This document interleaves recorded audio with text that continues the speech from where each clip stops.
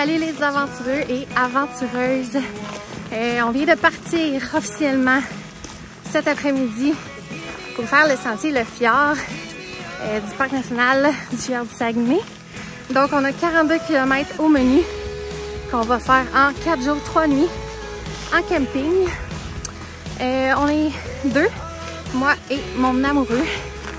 Et on a décidé de ne pas le faire avec bébé pour diverses raisons. Principalement parce qu'on croyait que c'était un peu trop pour elle. 4 jours, 3 nuits comme deuxième expérience. Fait qu'on y va en tant que parents sans bébé. Ça promet. Surtout qu'on commence cette belle randonnée-là sous une brume. Le ciel est super gris, il y a beaucoup de nuages. Il y a quand même une petite fine pluie, là, vraiment fine. Mais c'est pas grave. Ce soir, on se dirige à l'abri des cèdres, qui est un lean-to. On va l'avoir entièrement à nous deux.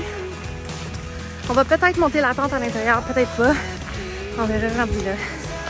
Fait que sur ce, 8,4 km à faire jusqu'à l'abri.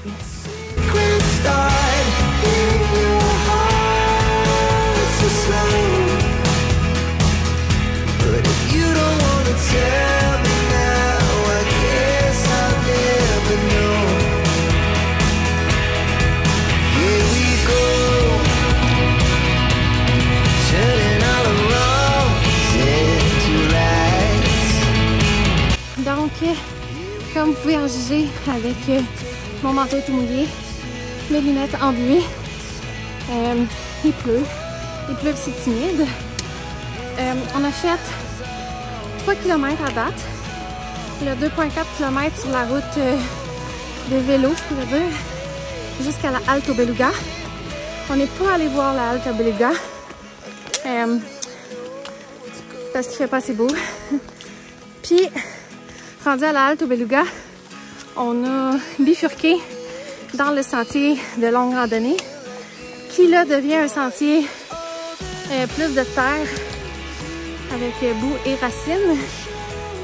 Et là, ben, on a commencé la montée jusqu'au point de vue de l'île Saint-Louis, qui est un point de vue magnifique d'habitude. Mais là, avec la pluie, peut-être qu'on n'en aura pas de point de vue.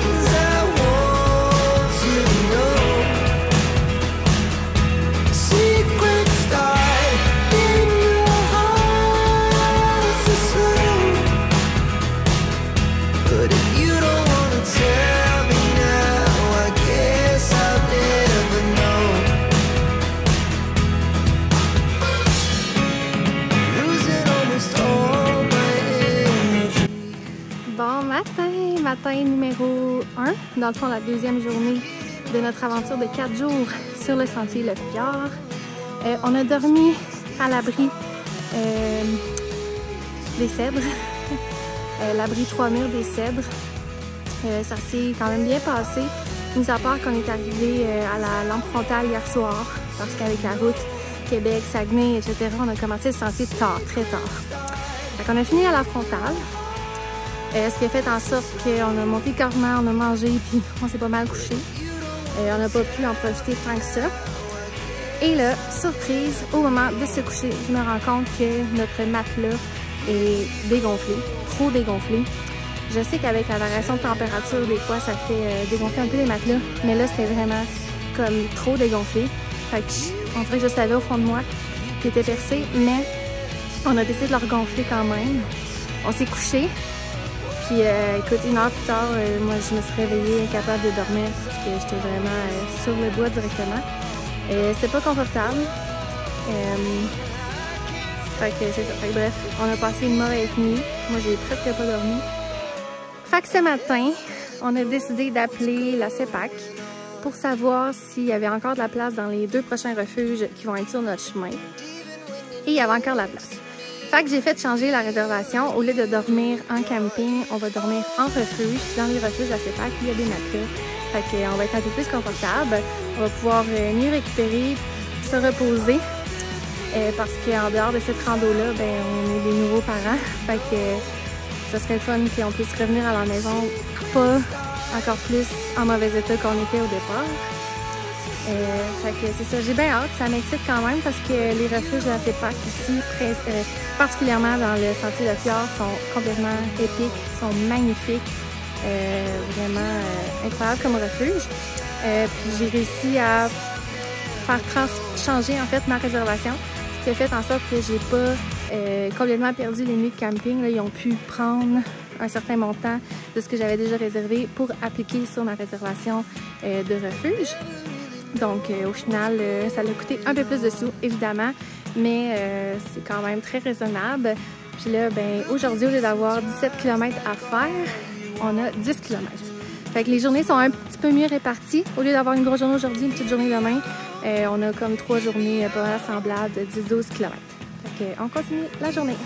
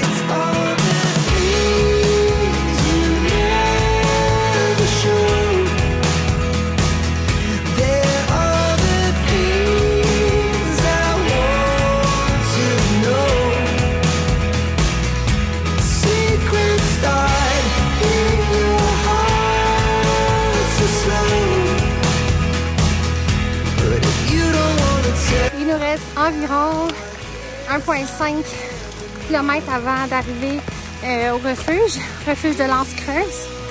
Comme vous pouvez voir, il pleut encore.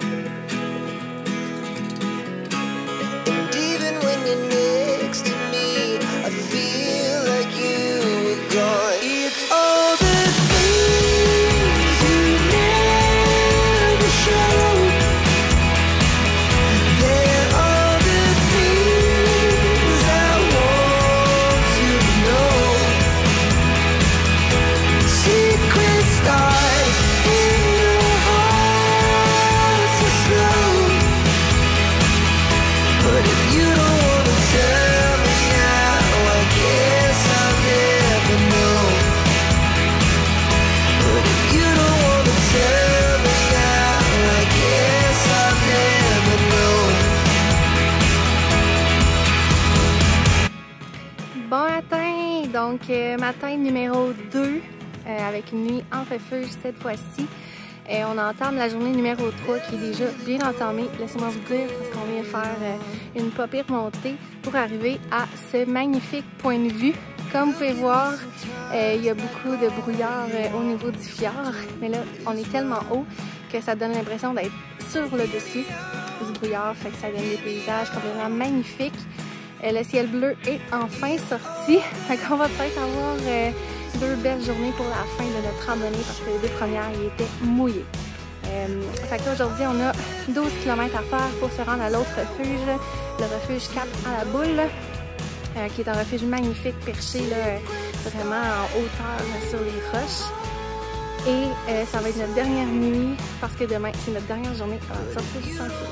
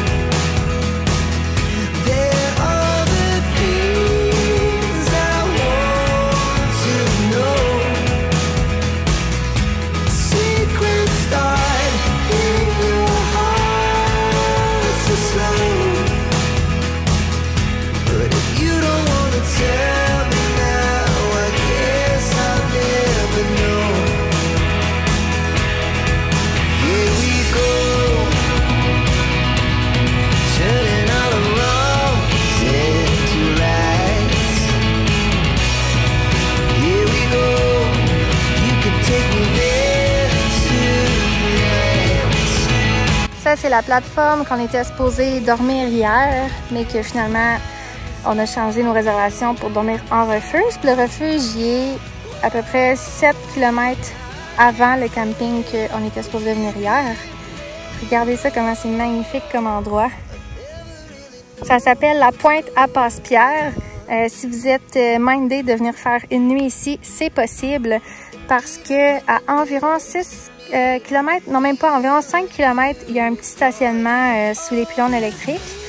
C'est possible de se stationner là et de venir faire l'aller-retour jusqu'au campement. Puis c'est cool parce que si jamais vous prenez de la pluie, ce qui est une éventualité ici au Québec, il y a un abri comme ça pour manger puis être à l'abri. Vraiment cool comme endroit.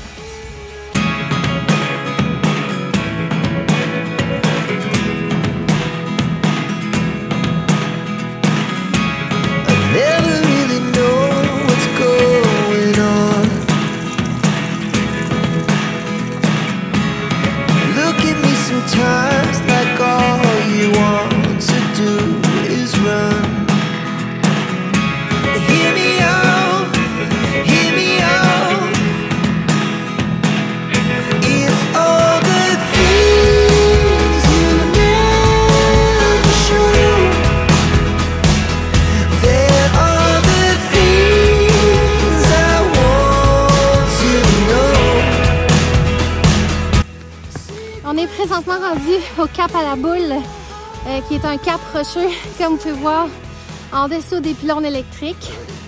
C'est un endroit qui est quand même assez cool, malgré les pylônes. Moi, j'aime ça, je trouve ça spécial d'être en dessous de lignes aussi imposantes que ça. Là, on avait une belle journée jusqu'à présent, mais on est en train de... En fait, un orage est en train de nous frapper. Regardez. On voit presque plus la vue parce que la pluie s'en vient. C'est de plus en plus, ça tombe de plus en plus notre affaire. Puis il y a des tonnerres depuis tantôt, comme vous pouvez voir. Le ciel est vraiment gris. La pluie s'en vient. Fait que là, on s'est comme rigué, on a mis nos covers, on a mis nos impairs. Puis il nous reste à peu près 3 km avant d'arriver au refuge. Fait qu'on a activé un peu le pas parce que là, on est vraiment en hauteur sur des caps rocheux. Fait que c'est pas terrible pour les orages.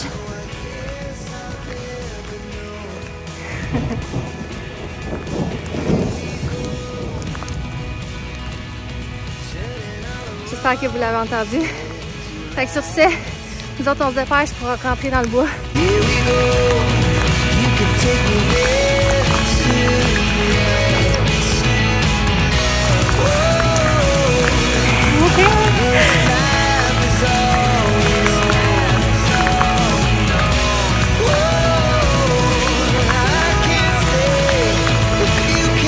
L'arc-en-ciel.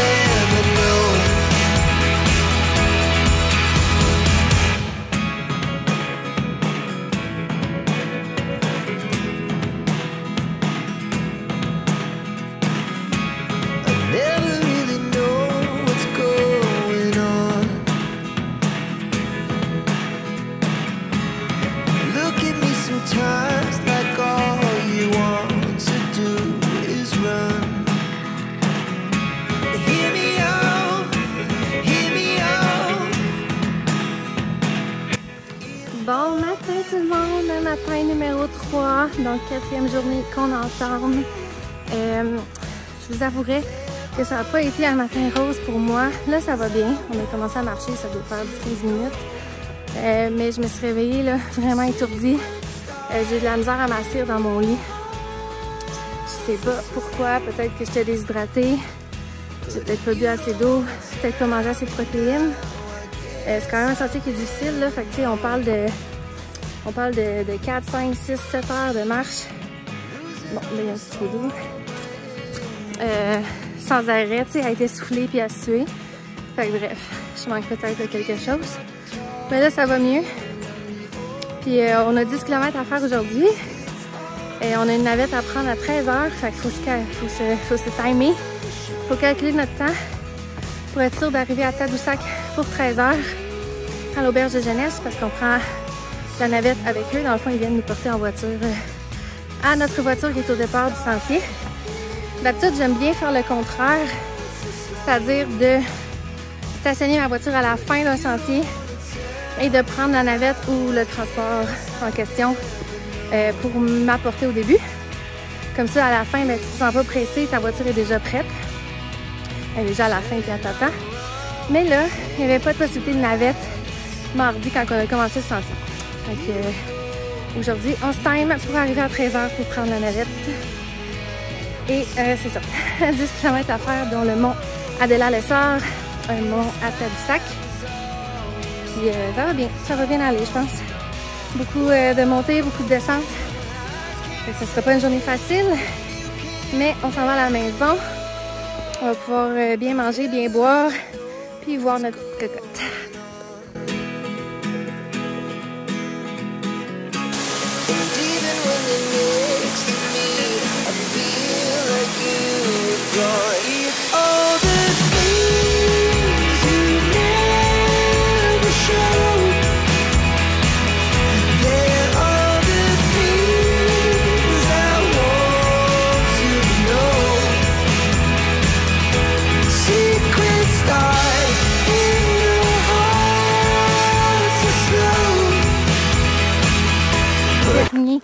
Kilomètres avant la fin du sentier. Ça aurait été toute qu'une aventure. Énormément de pluie. De la fatigue. Bref, ça va être une belle expérience. Enrichissante. On a appris beaucoup, même si c'était ma 3e fois. Il y a toujours quelque chose de nouveau. Bref, on sort de là fatigué, mais avec l'esprit rempli de souvenirs.